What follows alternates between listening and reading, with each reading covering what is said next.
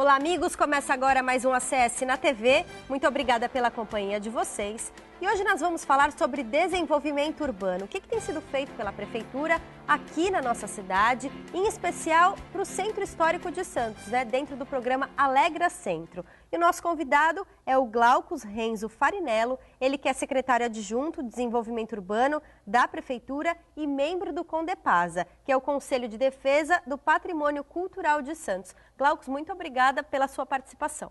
Eu que agradeço, acho que é sempre uma oportunidade, um privilégio poder debater e explicar para as pessoas de casa um pouquinho do nosso trabalho e o que vem aí acontecer na cidade. Vamos começar então pelo Alegra Centro, que tem bastante novidade. Para quem não conhece, o Alegra Centro é um programa de revitalização e desenvolvimento da região central de Santos, Ele que foi feito para estimular o comércio, estimular que novos estabelecimentos sejam implementados no centro de Santos. Então, eu queria que você falasse um pouquinho mais do Alegra Centro, como é que ele tem sido projetado para esses últimos anos, ele que é um programa de 2003, o que tem de novidade? Inclusive, vocês realizaram uma reunião na Associação Comercial de Santos, na semana passada, para debater essas novidades do Alegra Centro. Como você mesmo colocou, é um programa que já tem quase 15 anos, 2003, e carece de ajustes, É uma lei que ela foi muito positiva quando da sua implantação. Existiu um processo de desmanche daquele conjunto edificado que tem a sua relevância histórica, cultural e arquitetônica, Mas, passados 15 anos, existe muita mística em relação ao Alegra Centro. As pessoas acham que ela é uma lei que engessou o centro, pelo contrário, Quando era para impulsionar, ela acabou engessando. Tem outros processos que agravaram o processo de degradação do centro, como no boom imobiliário, que nós passamos recentemente em função do pré-sal e da questão econômica nacional. Vários empreendimentos foram feitos em outras partes da região, E muitos poucos empreendimentos foram feitos na região central. E isso tirou muito também os escritórios do centro, isso dá uma esvaziada. E a nossa intenção agora com as leis urbanísticas é tentar repovoar o centro, é fazer do centro um bairro como outro qualquer. Óbvio, com as suas características, com o seu patrimônio cultural, mas que tenha vida. E para ter vida tem que ter gente morando. Então há todo um esforço de tentar dar incentivos para a construção, fazer empreendimentos residenciais para que a gente consiga ter vida não só até às 6 da tarde, que a gente consiga ter vida e vitalidade 24 horas. Então as pessoas chegam no trabalho, vão na padaria, ou vão numa escola de inglês, e o centro não tem isso. Então por isso que o centro tem esse ar de degradação. Uma situação que fica bastante visível para quem observa essa implantação do Alegra Centro é a questão noturna nos finais de semana. O centro não existia nos finais de semana e com o Alegra Centro muitas casas noturnas foram instaladas ali na região central. E muita gente também observa uma decadência desse tipo de instalação do centro, das casas noturnas de final de semana. Tem alguma coisa voltada especificamente para os finais de semana também? A gente sabe que tem o bonde, agora o passeio de bonde, que com certeza movimenta bastante o centro histórico, mas tem alguma coisa prevista para essa questão noturna da noite do centro? Então, essa questão noturna ela teve um impacto muito grande após aquele incidente no sul, que teve na Boate Kiss, que rolou uma caça às bruxas, Então todo mundo começou a fechar, encontrar dificuldades nas casas noturnas. Brasil afora não foi só de Santos.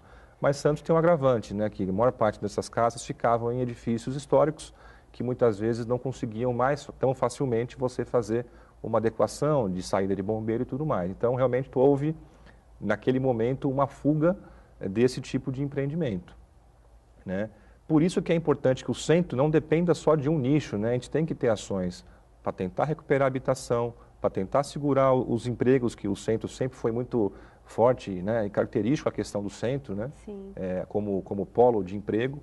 E hoje a gente percebe, isso é uma tendência mundial, as cidades elas estão muito diversificadas, Então os bairros, eles acabam cada vez mais tendo próximo da sua casa aquilo que é necessário para o dia a dia.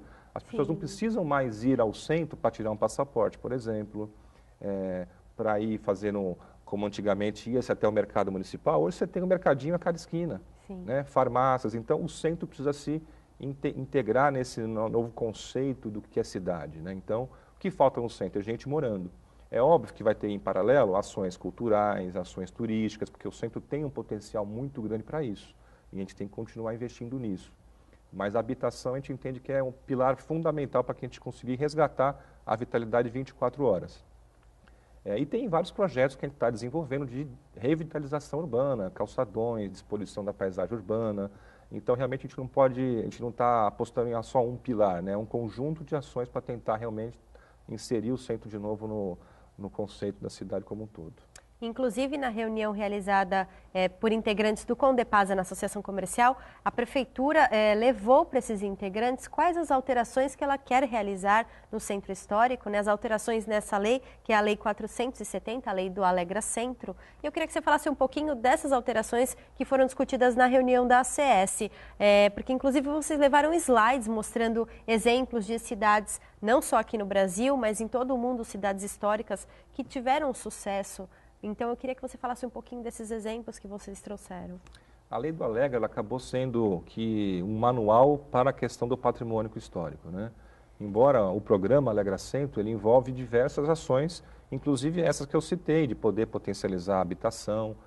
O prefeito, inclusive, já anunciou que em breve, junto com a Lei Alegra, a gente vai dar isenções fiscais para habitação, ITBI e IPTU de 5 anos para o morador que for morar no centro. Então, um conjunto de ações. Mas, ao longo dos anos, o Alegra ficou como um manual para o patrimônio histórico, né? Como se fosse exclusivo a questão da gestão do programa, cuidar dos patrimônios, das edificações em si, né? E esse é um ponto muito delicado que realmente carece de ajustes, porque existe na cidade, as pessoas acham que a lei do Alegra ela acabou engessando e dificulta muito as questões de adequações aos imóveis. Por quê? São muitas exigências? Então, porque você pressupõe que quando você vai restaurar um imóvel, você tem que preservá-lo integralmente, né? Só que é inadmissível que você hoje no mundo moderno e com necessidades básicas de infraestrutura, ar-condicionado, você não possa adequar o seu imóvel à sua realidade atual, né? E muitas vezes a lei não dava esse direcionamento muito claro, ficava na subjetividade, muitas vezes isso atravancava o processo, burocratizava o processo e muitas vezes as pessoas desistiam. Ah, isso não pode, isso não dá, eu não posso mexer no telhado, eu não posso botar um ar-condicionado, eu não posso fazer uma escada. E aí dava uma afugentada. E o que a gente vê muito no centro também são imóveis que estão irregulares, né? Que pela dificuldade de fazer o restauro, acabam buscando alternativas que não são as corretas, né? E a gente foi buscar exemplos no mundo, né? Quem viaja para cidades históricas, inclusive com relevância incomparável, como Roma, Paris, você vê que lá mesmo os prédios históricos, eles permitem adequações, né? Você anda por vias, calçadões nessas cidades históricas, os prédios se adequaram à modernidade. Vitrines, né? Casarões que hoje não podem, em tese, fazer nada, passaram a ser uma grande vitrine, fazendo essa relação com a cidade muito mais viva, né? Do que um prédio fechado, que não se comunica com o exterior, ou um prédio que possa ter uma vitrine chamando, né, o público e vice-versa. Então, são esses pontos que a gente está tentando discutir com a sociedade e, lá nessa reunião do Condepasa, foi mostrar um pouco disso que a gente está discutindo, tentando levar para todo mundo. São N reuniões que nós fizemos, com os comerciantes também nós fizemos, com o pessoal do turismo, tentando promover essa discussão. Qual que é o centro que nós queremos, né? E mostrando exemplos do mundo onde isso acontece sem prejuízo para o patrimônio, né? Então, Perfeito. Essa é a reflexão. Eu vou pedir para você citar esses exemplos do que vocês pretendem fazer de alteração na Lei do Alegra Centro, já, depois do nosso intervalo. Voltamos em seguida.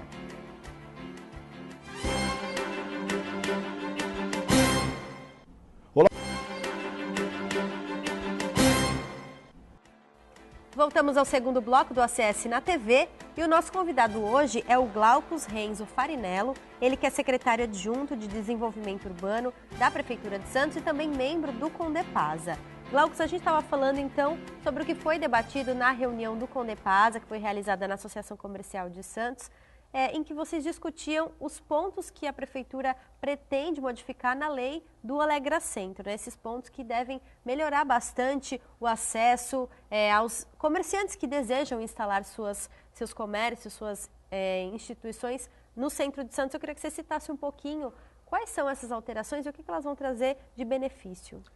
Principalmente, nós temos alguns tipos de nível de proteção dos imóveis, né? Tem os imóveis de proteção número 1, que eles são proteção integral, inclusive internamente. Mas a grande maioria dos imóveis, eles são NP2, que eles têm proteção parcial, que é só fachada, volume e telhado. É assim que está na lei, fachada, volume e telhado. Então, pressupõe que você não pode mexer em nada desses 3 itens. Embora o próprio Conselho entenda que isso não é bem assim, que numa eventual consulta ou na aprovação de um projeto você consiga adequá-lo, a rigor da lei cria essa confusão na cabeça tanto do empreendedor, do comerciante ou do arquiteto que está trabalhando nesse projeto, das dificuldades que ele vai encontrar para poder fazer o projeto. Então a gente quer deixar isso mais claro na lei.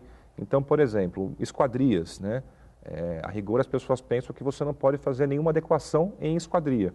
Então a gente vai deixar claro que é possível sim você modernizar uma esquadria, como eu falei, fazer uma vitrine. Então você tem lá um casarão de 100 anos, com 4 portas, e você tem uma veneziana, uma vitrine, não conseguiria tornar isso uma vitrine. Então você deixaria clara a possibilidade de adequações nesses pontos.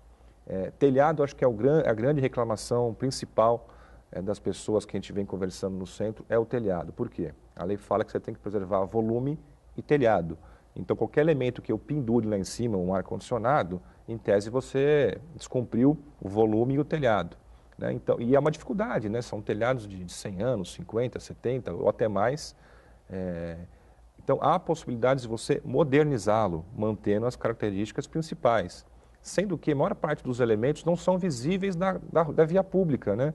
Então, são ruas estreitas no centro, você está, às vezes, na calçada oposta ao imóvel, você olha para o imóvel, muitas vezes você nem vê o telhado. Então, por que dessa obrigação tão rígida de você preservar 100% do telhado? Então, está se discutindo, é possível você modernizá-lo, é possível você suprimi-lo parcialmente, desde que esses novos elementos talvez não fiquem visíveis dos pontos mais importantes e relevantes da via pública. Então, esses pontos que a gente está discutindo, a gente está formatando a proposta final da lei e vai colocar em consulta em breve, para que a gente consiga ainda amadurecer e discutir com a sociedade. Mas são esses pontos, são os que mais estão chamando a atenção das reuniões que a gente está levando, Justamente é o telhado, é a flexibilização das esquadrias e também a potencialização dos incentivos, Hoje você tem somente isenção, ou é 0 ou é 100. Ou você restaura 100% ou você não tem nenhuma isenção. E pior ainda, se você não restaurar, você muitas vezes está sujeito a não ter o teu alvará do seu negócio. Isso que eu ia te perguntar, sem as alterações que vocês estão propondo, os comerciantes hoje já têm algumas isenções para se instalar no centro histórico? Hoje tem vários incentivos de TBI, de IPTU, mas ele é muito amarrado à questão da preservação do restauro do patrimônio. Se você restaurar, é 100%. Não tem graduações e não tem, por exemplo, você antecipar esse incentivo, que é o que a gente está propondo. Então, por exemplo, conservação. Eu tenho um imóvel que ele não foi restaurado, mas que ele está lá funcionando, tem uma loja dando atividade, gerando emprego, gerando renda. Desde que ele mantenha as principais características e mantenha uma conservação básica, ele vai ter sim a possibilidade de ter parcialmente uma isenção. Por exemplo, se restaurar é 100%. Se ele mantiver conservado, daquele momento quando ele foi gravado, ele mantém em uso, talvez 50%. Hoje, a lei ela te obriga a você pular esse tudo e falar, você tem que restaurar, senão você não consegue nem aprovar o seu imóvel na prefeitura. Então, a gente vai permitir isso. Fora isso, existe uma dificuldade porque você tem que restaurar a obra para ter a isenção. A gente está propondo isso, vai ter que passar para a audiência pública, que é a antecipação desse incentivo. Mediante um termo de compromisso, olha, eu quero restaurar, eu quero conservar, eu quero fazer adequação. Vai assinar um termo de compromisso, fica suspenso a cobrança do IPTU. Se ele não cumprir, ele paga retroativo com multa. Mas a gente já antecipa isso, que ele possa, inclusive, usar esse recurso que ele ia usar para o IPTU para fazer o restauro. Investimento do negócio. Mas são vários outros incentivos. Tem ITBI para a compra do imóvel, desses imóveis que têm proteção, para estimular a compra, a venda, a renovação. Tem IPTU para quem restaura, IPTU para quem vai conservar parcialmente agora. Então, tem um conjunto de incentivos para tentar realmente dar melhores condições para quem vai investir no centro. É importante a gente detalhar isso, porque eu acredito que muitos comerciantes escutam aquela conversa, é muito complicado abrir imóvel no centro, é muito difícil, não consegue aprovação, e não é bem assim também, Ainda sem essas alterações que vocês estão buscando, também não é desse jeito que se coloca a coisa. E muita gente que poderia estar indo para o centro acaba não fazendo essa opção, A ideia é desburocratizar, Embora a lei permita interpretações que você consiga fazer adequações, isso não é muito claro. E a gente quer deixar muito claro o que é possível ou não, dar uma segurança para quem vai investir, uma segurança para o empreendedor, para o proprietário. Não é possível você deixar muito na subjetividade de quem vai lá na frente analisar, já tendo um investimento, por exemplo, de projeto, de custos adicionais que ele teve que arcar antes, né? E assim, apesar dessas dificuldades que o comerciante enfrenta, trabalhar no centro tem seus benefícios também. É diferente de você trabalhar num Gonzaga. Quem trabalha no centro, é claro, quando você não abre, você deixa de ganhar. Por outro lado, você consegue ter um núcleo, uma concentração muito grande de pessoas circulando durante os dias da semana e ter folga aos feriados e finais de semana. Isso também é um contraponto positivo, né? O centro, contudo, com esse esvaziamento que eu falei, ele ainda é um ponto de referência muito grande, né? Ele concentra ainda grande parte dos órgãos públicos, então os serviços públicos estão lá, então as pessoas acabam tendo que ir para lá, poupar tempo, prefeitura e de diversos outros órgãos, né? Mas o centro ele tem uma disputa em glória, né? Que a cidade de Santos, nosso centro ele não é o centro geográfico da cidade, né? Geralmente o centro, a cidade começa num ponto e vai se expandindo. A nossa cidade, ela começou no centro e ela se expandiu em direção à praia. Sim. Não é à toa, porque é o principal tributo da cidade são os jardins da praia, né? Claro. Então, é a região onde as pessoas querem morar, querem trabalhar. E durante muitos anos teve esse movimento pendular. As pessoas moravam na praia, trabalhavam no centro. Com o passar do tempo, as empresas foram também se aproximando da praia, porque é uma tendência mundial, né? Evitar os grandes deslocamentos. Então, por isso que eu falo que a gente tem que também levar para o centro aquilo que a praia tem, que é gente morando. Né? Óbvio, com as suas diferenças e características, mas o centro ele tem um potencial. Agora, como tornar o centro atrativo para isso tudo? Para o emprego, para o negócio, para a habitação, para o turismo? Também carece de investimentos. Então, em contrapartida, em paralelo à revisão do Alegra, da lei em si, a gente está desenvolvendo uma série de projetos de revitalização, né? A gente está buscando alternativas para o projeto Porto Valongo, que a gente sabe que não aconteceu, por questões de viabilidade técnica e financeira. A gente está brigando e está discutindo junto com a Codesp, com outros órgãos, Ministério Público, a ocupação desse espaço, desse resgate da linha d'água para o centro seria fundamental nesse processo, né? A requalificação de vias, calçadões, você viaja, você vai em cidades históricas, tem muitas vias para o pedestre, né? No centro do Santos tem 3, você conta na mão, né? Então é muito pouco. Então a gente está fazendo realmente um conjunto de projetos que no ano que vem a gente vai colocar isso para a sociedade também. Perfeito, Glaucus. Eu vou chamar mais um intervalo e no próximo bloco a gente fala um pouquinho sobre as obras da Prefeitura em relação ao desenvolvimento urbano, agora não só no centro histórico, mas em toda a cidade. Até já!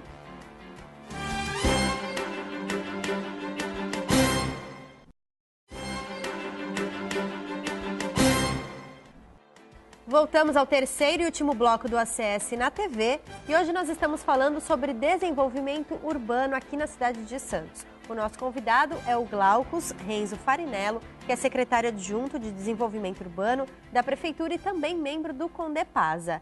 Glaucus, a gente falou bastante do Alegra Centro, do que tem sido discutido para tentar mudar essa lei do Alegra Centro e trazer mais comerciantes para o Centro Histórico de Santos. Eu acho que agora a gente pode falar um pouquinho sobre o restante da cidade, né? O que está sendo previsto pela Prefeitura em relação a investimentos para o desenvolvimento urbano aqui da nossa cidade?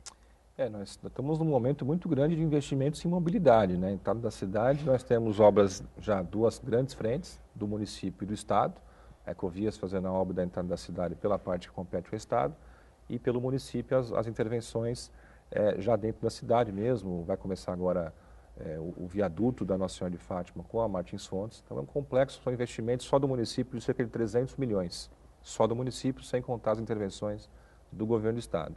E saiu também essa semana a publicação do edital da segunda fase do VLT, que também é uma obra muito importante, inclusive para o centro, né, porque vai conectar o resto da cidade com o centro.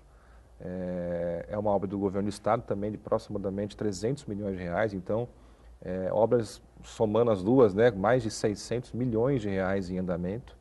E a gente torce aí para que a gente consiga ter essa segunda fase, é a segunda vez ou terceira vez que o edital foi cancelado, mas a gente esperamos que a gente consiga agora ter o início efetivo dessas obras, porque vai revitalizar todo o percurso do VLT, né? Então, a gente vai conectar ali a Glicério, Afonso Pena, então o VLT vai subir a Campos Melo, vai passar em frente ao mercado municipal, vai ter um grande calçadão na frente do mercado municipal, e ele volta, depois de passar pelo centro, né, ele volta pela Rua Constituição até chegar de novo ali na Conselheiro Nébias.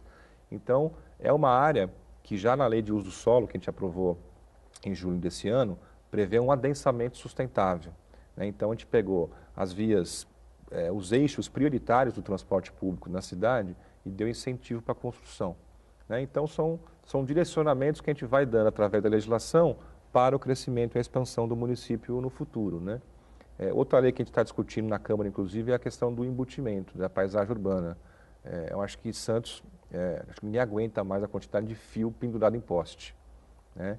Então, essa é uma lei muito importante, que a gente tem que... É uma lei de iniciativa, a princípio, da Câmara Legislativa, mas a gente está participando, porque é de interesse do município, não tenha dúvida, que a gente consiga criar uma regra para o embutimento, né? Você também viaja para fora e você vê que soluções técnicas existem.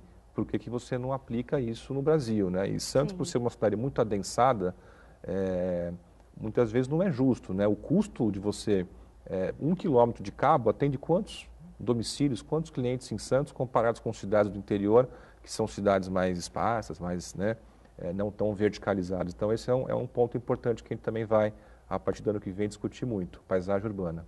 Voltando a essa questão da implantação do VLT, que vai passar pelo mercado municipal e ali nas proximidades do centro histórico, eu lembro que no projeto inicial, inclusive, falou-se bastante em colocar um centro cultural dentro do mercado, até para reativar o acesso, a circulação de pessoas dentro do mercado, com oficinas culturais. Ainda está de pé esse projeto? Ainda existe essa ideia de quando o VLT passar por ali, tornar o mercado municipal não só um mercado, mas algo maior que isso? Eu acho que a questão do mercado talvez é justamente o que você falou. Talvez não o mercado, né? Ser um centro mesmo de atividades, de economia criativa, que a gente consiga ter lá dentro atividades que consigam atrair. Porque mercado por si só, a cidade deixou de ter essa necessidade de ter um mercado central como teve no passado, né? Embora São Paulo tenha, São Paulo é uma dimensão completamente diferente da nossa, né? Então as pessoas querem ir no mercado mais próximo da sua residência. Então o mercado tem que se reinventar. E a gente busca essa integração em conjunto com a intervenção que vai ser feita no entorno do mercado, dar um uso qualificado, que a gente consiga realmente trazer o olhar para aquele local de novo. Bom, a gente está chegando ao final do nosso Acesse na TV de hoje. Muito obrigada, viu, Glaucus, pela sua participação. Acredito que essas informações sejam muito importantes, principalmente para o comerciante do centro. A gente falou bastante do Alegra Centro. Para quem pretende empreender no centro histórico, acho que é bastante importante. Queria que você deixasse agora suas considerações finais aqui para o nosso telespectador.